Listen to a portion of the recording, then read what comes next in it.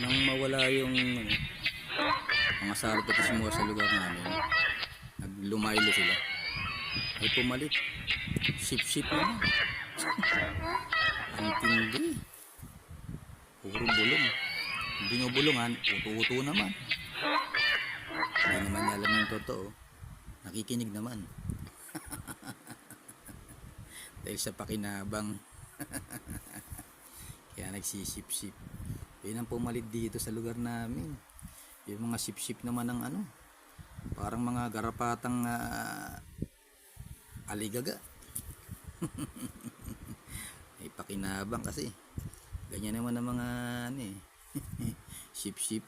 Lagi yan. Pag pakinabang yan, dyan magaling yan.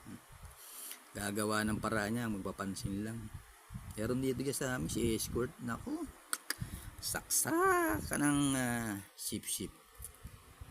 Yan ang ano, salot ngayon dito sa amin. At yung mga nanahimik na tao, yun ang inaano niya. Kasi nasa pawan. Ano nyo gawin nyo dyan? Tapatan nyo na speaker.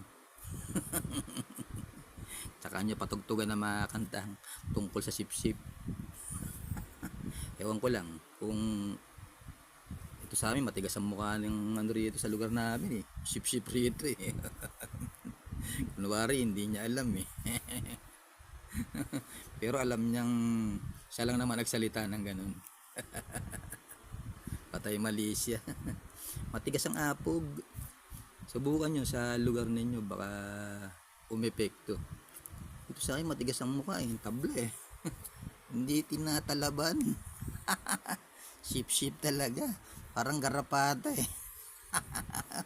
Malakas ang kapit.